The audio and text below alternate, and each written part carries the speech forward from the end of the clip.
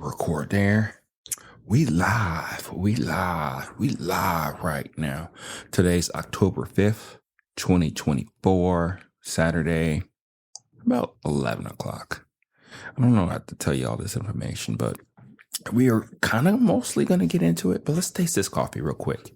It kind of goes into what we're trying to talk about right now. So, okay.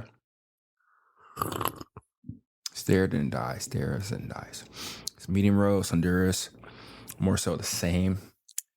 I went ahead and roasted this up about a week ago, and I wanted to kind of just see where it actually is, see where it actually fits into the spectrum now as we were playing around with this whole grinder situation. As you know, I got the Kin grinder. I actually have two. I have the K1 and also the K6. The K6 I mainly use for espresso whenever I do espresso. I sold my other espresso grinder because it was just kind of just there. And it's interesting because I'm actually tasting more of a clarity in the cup. I say that all the time. Everybody says that, but clarity so I can understand the flavors a little bit more compared to what the original espresso grinder was doing. Meaning that what it was doing actually, I think it's the burrs are probably a little dull. So that could be that could be more so the situation that I was dealing with. But the cups actually tasted muddy. And I usually get a muddy cup from, what did I get a muddy cup from? Like a French press, a immersion type of brew. That's really where I get these type of cups from. So yeah, but I don't think it matters in this case for this coffee. It tastes like the same thing on all different types of different grinders that I have. So I have 1, 2, 3, 4. So 4 grinders I can really test things on to kind of help out people, to give them an understanding, a perspective of like, hey, certain coffees really work really well with this particular grinder versus another grinder versus whatever. So we're going to get into the details of that as we go more about understanding our coffees, understanding what we're trying to do. But other than that, I'm doing really well. So I do want to talk about something that I've been thinking about the past couple of days, because it's one of those things where it's like, okay, how do I go about sharing more information as I talk more about coffee and getting right into the thing? And one of the things I did want to talk about to you, which I don't know if you feel this being the situation that you're in, but boring coffees. Boring coffees. What do I mean by boring coffees? I'm actually talking about like coffees that people actually gravitate to more than anything. You know, even though this Honduras coffee isn't what it was before, it still works. It's still interesting enough to where you're like, it's saying something to me. And a lot of times when you deal with like a basic coffee, it doesn't do that. It's just like one notey. It's either a chocolatey type of coffee type of taste that people are more so kind of accustomed to when they're drinking coffee. And what's the real place of it in the specialty coffee world? I think that's where I want to like start this conversation from. And I know it can be very controversial when they say specialty coffee. I wonder what people really think about specialty coffee, or really what does that mean for people, you know, or is that just a moniker that people or roasters or the community, or not the community, but the organization, the main organization will like to praise and preach and all that? Those are some of the things that I'm thinking about right now as we're trying to really contemplate, as we're trying to understand the things that we are talking about. I wonder how many people really do care about specialty coffee association. That'll probably be more a topic for another day, probably next time. I think that's a good way to go about it. But what does that mean? What are these chocolatey, nutty notes of coffees, these Brazilians, these Mexican coffees, these coffees that for the most part doesn't have too much of a flavor to it?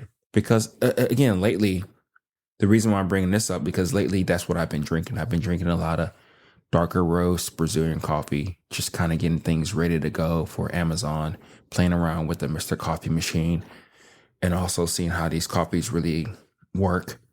I probably did it a little bit too early just because those coffees were relatively they were relatively fresh. So you want to give it some time to really degas. But here's the thing about it. It's just that I don't think it matters that much. They taste the way they taste. They're I think they're really good coffees if you're adding something to them. So, meaning that if you don't drink your coffee black, how do you enjoy it? Or how do you use it? How do you go about the whole thing? If you drink it black, you'll probably have it for like a day or two from time to time, but I think that's fine to have a rotation to where you do have different type of tasting coffees, something a little bit more fruity depending on the type of fruit that you may like on that coffee. I think that does add spice in something that you look forward to. Don't get me wrong, the place for these coffees are very instrumental because still a lot of people do drink their coffees with creamer, with additives and stuff like that. And that's perfectly fine.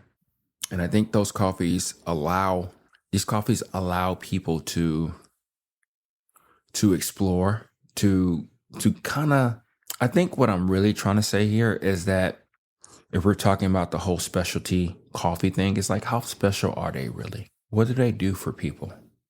And I think that's where we need to start this conversation really. How important are those coffees to people? And I think they're very important because it's something familiar, something that's not offensive, something that they are used to what it may taste like and do for them. I think that's part of the things that we want in a coffee the most. And that's the thing that I'm really trying to understand, especially, getting comments from other people. It's like, what do you like about this particular coffee? What do you like about the coffee that you're actually currently drinking? Not about the brew method, nothing like that. But what does that coffee do for you? That's where I'm wondering about or thinking about because, again, I don't have those answers. A lot of times, me personally, I drink my coffee black.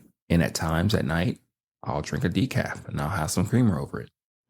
And for me, for the most part, it doesn't necessarily matter if that coffee is a Honduras or a Brazilian coffee, especially when you mix it through and all that stuff with a sweet cream type of creamer that takes over for the most part. It's a lot sweeter than a French press or a French creamer.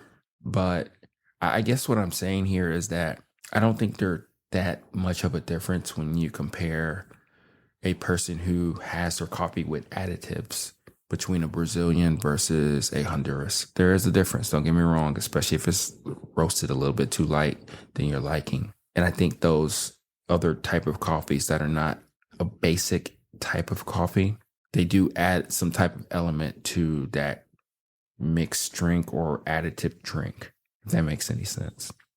I don't know really where I'm going with this, but where does the boring coffees exist in your life? Fuck SCA or especially Coffee Association. Fuck that for now. You don't care about that. You care about your cup of coffee. You care about how it tastes. You care about how you enjoy it each and every day. How do you go about that? That's the question. That's the thing that I want to know. I just want to understand. I mean, sure, it'll be helpful, beneficial to me because people are very, what's the best word to say this? They're very objective. They're very like matter of fact of like, this is the way I like things. This is the reason why I like it, you know? So how do you like coffee? What do you think about coffee? How do you go about this whole journey of like, do you like to drink that coffee like that all the time? I was talking to my brother's wife about this situation. She's from Denmark, and it's interesting kind of seeing her perspective on the whole coffee thing. Not specialty coffee, but just coffee, how coffee plays a role in her life. I'll talk to her more hopefully about it tomorrow. But the thing about it is that I think that's digestive issues from time to time. So she has like oat milk and she drinks it with additives. And depending on the coffee, That's more so what she likes about that particular coffee that she has. And it's interesting and it's cool. And it's one of those things to where we're thinking about a lot of this stuff as we talk about people's like daily like ritual and how they go about enjoying their cup of coffee. But she's very but she also told me, which again I'll get more information from her in the next day or so, is that she can't drink it black or she doesn't like to drink it black. So the way that coffee is actually roasted matters to her. And I don't think if that's the case too, caring about a coffee that's like, I guess, a world class, like standout in a black coffee type of situation.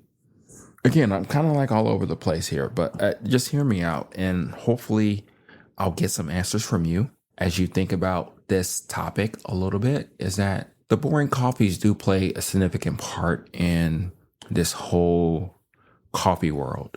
They're, I believe, the backbone of the industry. That's what people care about. And especially since Brazil is the number one producer of coffee, a lot of those coffees are that way. I don't think there's probably just one that I actually just have just now. It does have more of like a fruity type of taste compared to what you're used to in a Brazilian or a basic type of coffee. But for the most part, that's really the situation that you're looking at. That's the thing that you are trying to understand. That's the thing that I'm trying to understand. And I'm probably, again, psychoanalyzing this a little bit more than what people usually do. They just like what they like. You just make it and they just move on with their day. But I think there's more to that. I think there's more to just selecting a coffee and just letting it be what it be, right? I think you have a reason why you're selecting what you're selecting. And again, majority of the people that I do talk to about this, they don't care so much about the different ways of flavors that coffee can actually be possible, right? If that makes any sense. So yeah, that's more so the topic. That's more so the situation. That's more so something that I think about a lot of times about these boring coffees. It's like, where's the point of them? And the big point, I think, for these coffees are it's the gateway drug. It's the thing that people gravitate to. That's the thing that they use majority of the time, especially during the week. Probably on the weekend, they'll probably want to spice it up from time to time. Probably have a latte or different type of coffee that has a different type of taste. I think that's part of it. I think that's something that we have to realize is that majority of the people do like these simple, not offensive coffees that does their job well all the time. Not like sometimes, like this coffee that I'm drinking right now, this Honduras coffee that's like, it's kind of, I wouldn't say spicy.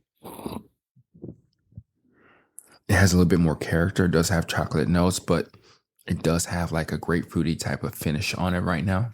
I think I more so brewed it fine. But what else can it do for people? What else can these coffees do for it? And it's probably that's all they needed or wanted to do. That's the thing I need to really understand or just really accept that that's all they want. I think I realized that too a while ago, really a lot of years ago, is that as much as I was geeking out and loving these coffees and seeing what they're all about, people still gravitated to the Brazilians, to the basic coffees, probably something that tasted like a peanut butter, things that are like warm and thoughtful. That's what people want. They want it's a grown up chocolate milk or cocoa. That's really what coffee is to a lot of people, which is perfectly fine. There are times where you can really find the magic of these coffees. You truly, really can. But if you're just trying to find something that just works for you all the time, that's easy and breezy and something that just like makes sense to you and something to the point to where it is tasty, it's just delicious all the time, then that's all we really need and want. So that's what I got for you.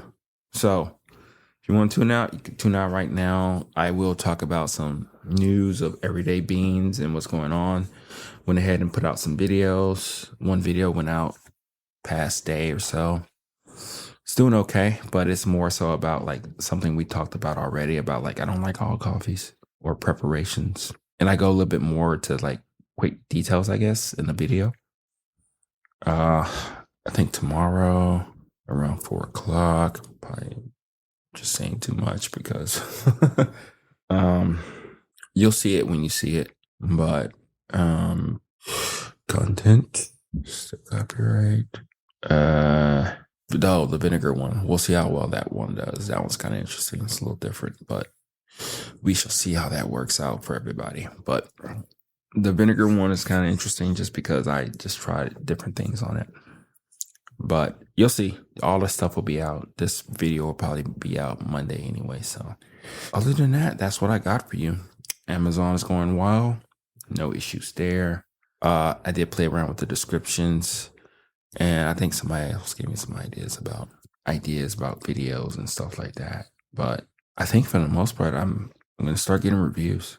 Hit reviews hard, start to modify, add things to it, change things there, and then go from there. But yeah, it was a busy week. I got videos done. I got some orders packed and delivered and all that good stuff. So yeah, we shall see. We shall see how everything works out. But that's what I got for you. Talk to you later. Bye.